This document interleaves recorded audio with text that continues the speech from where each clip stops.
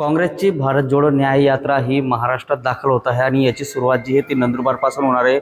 येत्या 12 मार्चला ही यात्रा येणार आहे। या यात्रेचे संबोधित जे आहे ते राहुल गांधी करणार आहेत। त्यामुळे या यात्रेची तयारी नेमकी काँग्रेसकडून कशी चालू आहे याबद्दल आपल्याकडे सोबत बोलण्यासाठी आमदार के.सी. पाडवी आपल्या सोबत आहे। त्यांच्याकडून जाणून घेऊया की ही यात्रेची तयारी नेमकी कशा पद्धतीने सुरू आहे। सर, काँग्रेसची भारत जोडो न्याय यात्रा येते काही तिचे नाव पण बदलण्यात आलेलं आहे। नेमकं कसं काय स्वरूप राहणार आहे यात्रेचं? राहुलजींचा भारत जोडो यात्रा याच्या अगोदरच 4400 किलोमीटर झालेली। पूर्ण देशात लोकशाही जिवंत राहावी, राज्यघटना जिवंत राहावी आणि हा देश अखंड राहावा म्हणून राहुलजी या देशामध्ये भारत जोडो यात्रा करतायत। आणि दुसऱ्या टप्प्यामध्ये ते जवळपास 7400 किलोमीटर परत दुसऱ्या टप्प्यामध्ये ते पूर्ण करतायत। आणि नेमकं आपल्याकडे 12 मार्चला आपल्याकडे येत आहेत। काय तुम्ही अजूनही पालकत्वाची वाट पाहताय? 95,000पेक्षा अधिकच्या कुटुंबाचे आयुष्य आनंदाने भरले आहे। आजच कॉल करा आणि मिळवा फर्टिलिटी ट्रीटमेंटवर सूट आणि सर्वांना द्या आनंदाची बातमी। दुपारी 12:30-1 पर्यंत ते इथे पोहोचतील आणि इथून सामाजिक न्याय यात्रा सुरू होईल। परंतु त्याने नंदुरबारला येऊन नाव बदललंय की आदिवासी भागापुरतं भारत जोडो आदिवासी न्याय यात्रा असं ते नाव ठेवलेलं आहे। आणि निश्चितपणे आदिवासी भागापर्यंत ते नाव राहील, पुढे जाऊन ते नाव परत भारत जोडो न्याय यात्रा असंच राहील असं माझा अंदाज आहे। परंतु आपल्या भागामध्ये, या भागात आदिवासी भागामध्ये येत असताना आदिवासींना न्याय मिळाला पाहिजे आणि आदिवासींची व्यवस्था या देशामध्ये व्यवस्थित राहिली पाहिजे, आदिवासी जिवंत राहिला पाहिजे म्हणून ते भारत जोडो यात्रेमध्ये आदिवासींना वेगळ्या पद्धतीने पाहतायत। आणि ह्या यात्रेमध्ये आम्ही काय विशेष प्रयत्न करत नाही, परंतु पब्लिकला इंदिराजींपासून एक परंपरा आहे। इंदिराजी ज्यावेळेला खानबारेला आल्या होत्या त्यावेळेला जवळपास 12-13 लाख आदिवासी एकत्र आले होते। त्यावेळेला मी 9वीला होतो, मी पाहिलेलं आहे जाऊन। आणि त्यानंतर राजीवजी असतील, अगदी सोनियाजी गांधी असतील, सोनियाजींच्या राजकीय प्रवेशामधनं इथूनच सुरुवात झाली होती। म्हणूनच मी मागच्या वेळेस मॅडमना सोनियाजींना विनंती केली होती की प्रियंकाजींना नंदुरबारवरनंच येऊ द्या, नंदुरबारमध्ये प्रचाराला येऊ द्या किंवा एक प्रकारचा इथून त्यांना एक्सपोजर मिळू द्या आणि पूर्ण देशात मेसेज जाऊ द्या की इथला आदिवासी हा गांधी घराण्यावर वेगळ्या पद्धतीने प्रेम करतो आणि तेवढंच गांधी फॅमिलीसुद्धा आदिवासींवर प्रेम करते आणि आदिवासींवर विश्वास आहे आणि आदिवासींचाही त्यांच्यावर पूर्ण विश्वास आहे। देशामध्ये आदिवासींना न्याय कोण देऊ शकेल तर हेच कुटुंब देऊ शकेल, इथल्या जनतेला पूर्ण माहिती आहे। म्हणून राहुलजी ह्या आदिवासी भागामधून जात आहे 12 तारखेला। आणि आमचा आदिवासी म्हणजे आपण सगळेच पत्रकार मित्र म्हणून सुद्धा आपण सुद्धा सगळ्यांनी त्यांच्या सभेला यावं किंवा त्यांच्या या यात्रेमध्ये सामील व्हावं आणि निश्चितपणे त्यांना प्रोत्साहन द्यावं, हा देश उभा करण्यासाठी त्यांना प्रोत्साहन द्यावं असं मी म्हणेन। सर, आपण जसं सांगितलं की आदिवासी विशेषतः काँग्रेसवरती प्रेम करणारे, गांधी परिवारावरती प्रेम करणार आहे। त्यामुळं राहुल गांधी या जिल्ह्यात येत असल्यामुळं लोकसभेची तयारी देखील सुरू होणार आहे नंदुरबारपासून असंच म्हणावं लागणार का?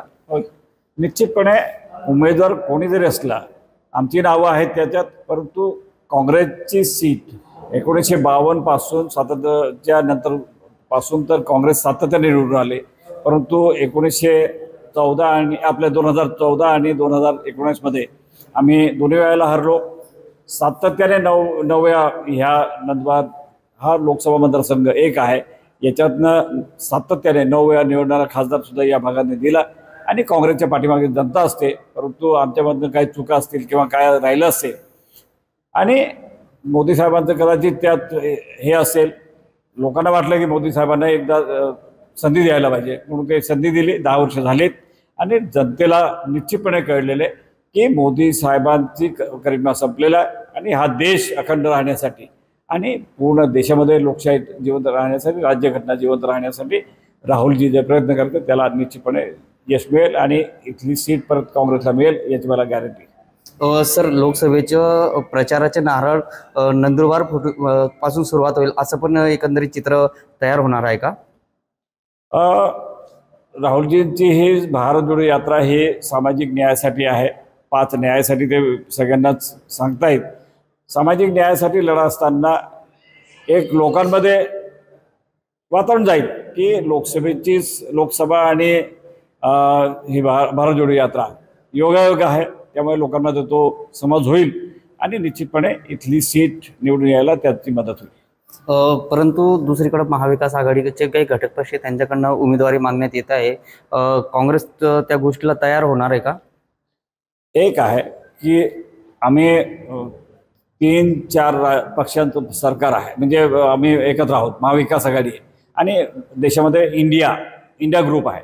त्यामुळे इथे महाराष्ट्रामध्ये जे आम्ही अलायन्समध्ये आहोत 3 पक्ष आहोत, काँग्रेस, राष्ट्रवादी काँग्रेस, शरद गट आणि शिवसेना उद्धवसाहेब गट आणि वंचित आघाडीसुद्धा आमच्याबरोबर आहे. आता त्यांच्यामधलं जर कोणी मागणी करत असेल तर आम्हाला सगळे मिळून एकत्र लढण्याची भूमिका घेतल्यानंतर त्यांना जर तिकीट मिळालं तर त्यांच्यासाठी आम्ही सगळे प्रयत्नशील, म्हणजे त्यांच्यासाठी निवडून येण्यासाठी आम्ही सगळे एकत्र राहू. लोकसभेच्या निवडणुकीसाठी 48 महाराष्ट्रातल्या जागा आहेत. नेमकं राहुलजी पण महाराष्ट्रात येत आहेत, प्रचाराची सुरुवात पण होणार, त्यामुळं काँग्रेसच्या ज्या सीटा ज्या असतील लोकसभेच्या त्या वाढतील असं वाटतं. दुर्दैवाने 2014मध्ये इथली सीट पडलेली आणि 19मध्ये सुद्धा आम्ही महाराष्ट्रामध्ये फार कमकुवत राहिलेलं आहे आणि म्हणूनच हे इंडिया ग्रुप झाला आहे. इंडिया ग्रुपमधनं सगळे देशातले सगळे पक्ष एकत्र आलेत आणि इथे आम्ही तिसरी आदिवासी आपल्या काय म्हणतो त्याला महाविकास आघाडी म्हणून आम्ही एकत्र राहिलेलो आहे. 2.5 वर्ष आम्ही सत्ता चालवलेली या राज्यामध्ये आणि 3 पक्ष जेव्हा एकत्र होतो त्यावेळेला निश्चितपणे ह्या भागामध्ये काँग्रेस निवडून येण्यासाठी सगळी मदत करतील अशी अपेक्षा. निश्चितच काँग्रेस ही संपूर्ण देशात पूर्ण ताकदीने उभी राहणार आहे आणि पुन्हा काँग्रेसची सत्ता येणार आहे. यासाठी राहुल गांधी यांची प्रचाराची जी सुरुवात आहे ती नंदुरबारपासून होईल असे संकेत जे आमदार के.सी. पाडवी यांनी दिलेले आहेत. जितेंद्र बैसाने, TV9 मराठी, नंदुरबार.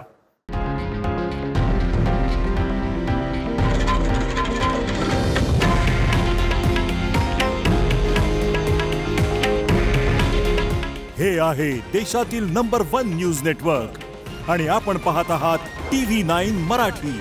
काळजी तुमची, हित महाराष्ट्राचं.